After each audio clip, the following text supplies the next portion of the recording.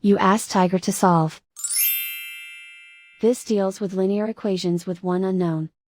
The final result is x equals 2. Let's solve it step by step. Group all constants on the right side of the equation. Subtract 12 from both sides.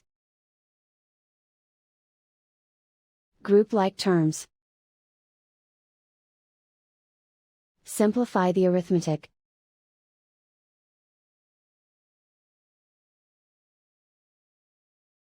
Isolate the x. Divide both sides by 2.